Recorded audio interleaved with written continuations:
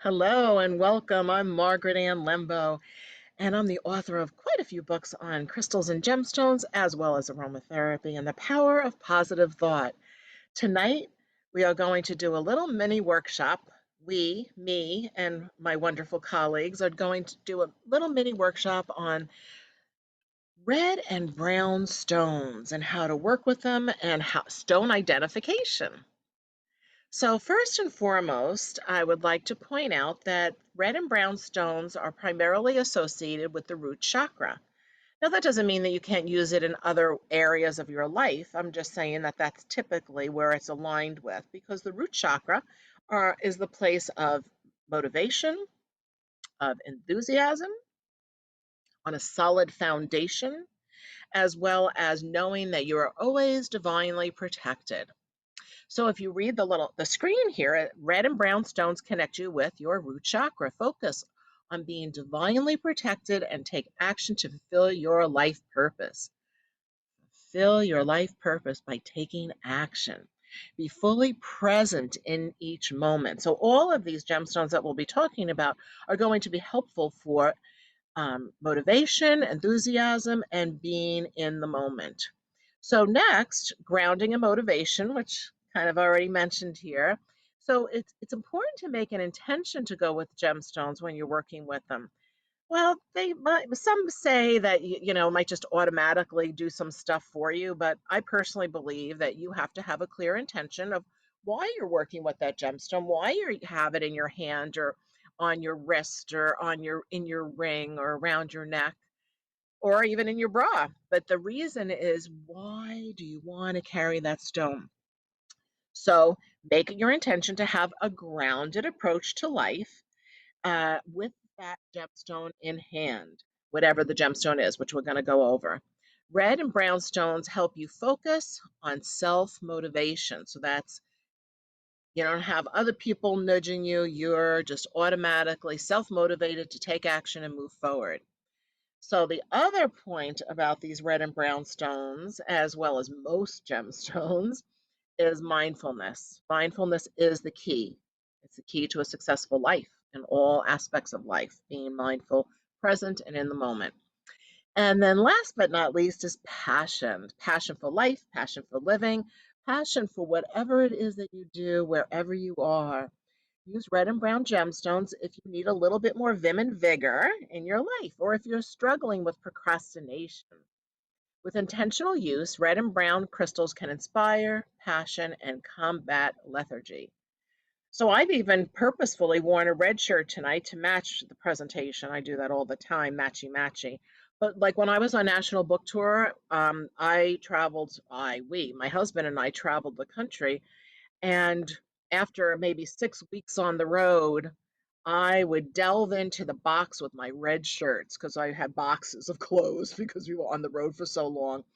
And that I would wear the red shirts to keep me not aggravated. It can make you aggravated. I'll talk about that in a moment.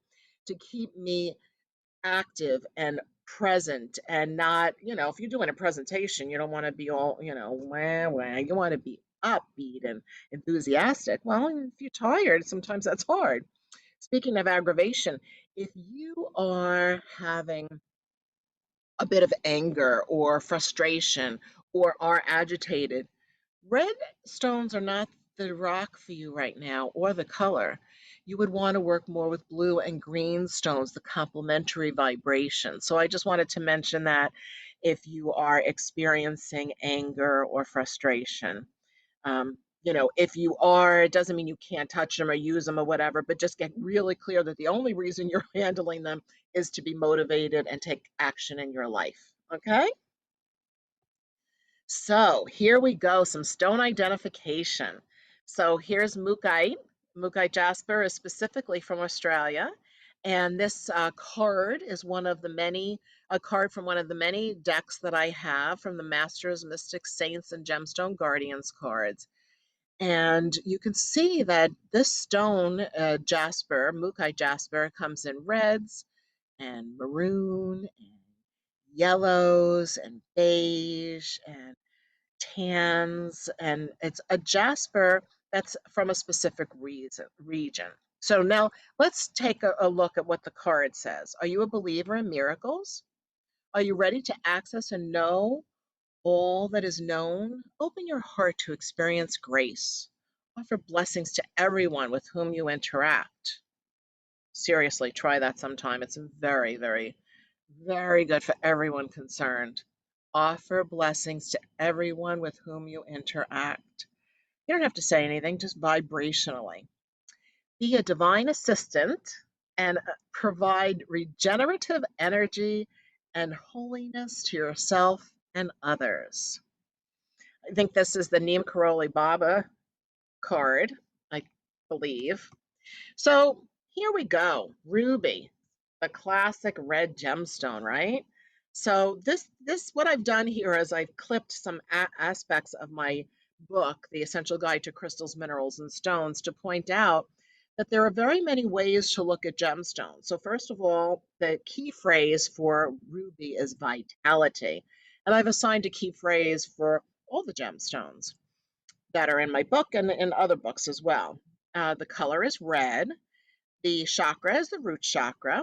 The planet, Mars, and the sun, although the sun is a luminary. The number 10, so I include numerology in this book.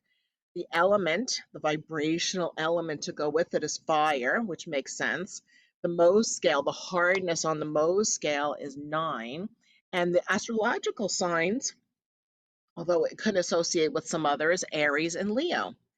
And then this ruby. So this is interesting. So every single stone in this book also is an about the stone portion associated for each rock. And actually, it was a GIA geologist, Michael Zeff, that actually wrote this portion, the about the stone portion, for me, because I was writing on the metaphysical qualities. I'm not a geologist. So let's read this. Ruby is the red variety, orangish red to purplish red, of the mineral corundum, which is aluminum oxide. Pink or purple stones are known as pink or purple sapphire. That makes sense. Corundum crystallizes in the trigonal system, and the color in a ruby is caused by the minute presence of chromic oxide. Maybe more information than you needed, but it's interesting if you are geologically interested to read about each one of the gemstones. So that's what ruby looks like in its natural form, and also once it's been faceted, as most of you probably know, because you may even have a ruby ring, right? Potentially, right? All right. Or potentially, if you want to say it wrong. So I'm going to address the ruby and zoisite tonight. Ruby and zoisite also would fall on the heart chakra or green area of gemstones, but I wanted to include this. It's one of my favorites. And notice the key phrase. I actually cut out and pasted here um, the pages from my book. Ruby and zoisite, the key phrase is a river of bejeweled blessings. So basically, that's a green stone. The zoisite is the green portion, and then it has inclusions. That's what it's called when it's inside of another stone. Inclusions of rubies within the zoisite. So this is very good if you're working toward opening your heart to love, to give and receive love. Perhaps you want to engage in a romantic relationship, or maybe you want to attract a romantic relationship. And it doesn't even have to be a romantic relationship. Maybe you want more blessed friendships, companions in your life. So you can hold this stone, carry this stone, wear the stone with that intention. All right. So similar luck, and sometimes these get a little confused, even in from my various rock dealers, because you may or may not already know, but I'm the owner of the Crystal Garden. I founded it back in 1988. And I buy a lot of gemstones. That's what I do for a living. And I'm always working with crystals and I have a lot of rock dealers. Well, sometimes ruby and fuchsite comes in being called ruby and zoisite. It just happens. And so you might have a piece of ruby and fuchsite. And notice fuchsite is a lighter, paler green. It's a mica and often has some white inclusions. And of course, the ruby within it as well. So this is an affirmation that goes with ruby and fuchsite. This is a good one to focus on your heart, okay? I am love. I love all that is deeply and fully. I am grateful for romantic love in my life. I am healthy and balanced in every way. I am blessed with great friends, companions, and colleagues. I willingly share my love and my life with others. So notice at the bottom of the screen, I included a little snippet of information about that this is a green chrome mica with ruby inclusions. All right. What happened? Little snafu here. Pardon. I clicked the wrong little spot on my PowerPoint, so bear with me. That's a little review for all of you. My little mousey got carried away. There we are, Garnet. So you got a little review. So this gemstone, when you see garnet in person, and even right here on the screen, it looks very brownish root beer, almost almost black, not really, but when you hold it to the light, you can capture and see the sparks of red vibration within it. So the vibrational energy of ruby and garnet are similar, and you can use them for similar purposes and intentions. So this happens to be a card from my Crystal Intentions Oracle that comes with a little guidebook. And so this is a little snippet from the guidebook. Garnet is a perfect stone to increase self-motivation. So that's what all these red stones are about, self-motivation and more. Vitality, happiness, health, strong foundation. It carries the vibration of passion and determination, so it helps you to follow through on your goals. Garnet is a good stone to work with when you are in the process of manifesting. So there are other good stones I'm going to point out in a few moments. The red jasper is really good for manifesting as well. So this is like, it's not going to abracadabra, do it all by itself. This is you holding your intention to get moving, take action, and bring things to fruition. You know, I want to say that imagination and visualizing and holding a vision within your own consciousness is actually extremely effective. So, what I recommend is to see it in advance what it is, or imagine it or feel it in advance of what it is that you're manifesting, and then it is much easier for it to complete all the way to fruition. When I was before I found a publishing house. I have two that love to publish me now. Thank you, Llewellyn and Inner Traditions, Findhorn. Um, I used to visualize going on book tour, traveling, uh, doing book signings, and having a lot more than just one book, having quite a few books. And I do. I mean, but I had to take the action. I had to write books. I had to find all the bookstores that would let me speak out of their store and let me do workshops and signings. So there was a lot of action associated, but I definitely visualized it in advance. And it really makes a difference to do that to help things flow, all go all the way through. Hey, it's very much like if you are getting ready to build a home or someone is building a home, they make a blueprint. They see it. They look at it from different angles of what it's going to look like and what are all the components that it's going to take to put it together. And that's what red and brown stones can help do for you and with you. Now, take a look at the background of this particular picture. Wow, those are huge logs, petrified wood. Those are trees that are petrified. And so petrified wood also can be associated with woodpecker, which I outline in my Animal Totems and the Gemstone Kingdom book. I also have a deck too, Animal Allies in the Gemstone Kingdom. But so petrified wood, and here is a really short and easy synopsis. Do you want to unearth the belief systems hidden in your consciousness in order to understand what might be holding you back? because things are deep within us sometimes and we don't realize why things seem to be a struggle. But once we unearth it, we can, and unearth is a good way to say it. Once we unearth it, we can actually become conscious, aware, awake, and then overcome the situation. So that's one of the many purposes or uses that you could utilize petrified wood for. And then here is another question for contemplative thought. Are you seeking to strengthen your spiritual connection and faith? It's always good to strengthen it. Even if you feel like it's already strong, I always recommend to continue to cultivate and work toward continued spiritual growth and the faith that you have in yourself and your ability in life. So that's part of what petrified wood is about.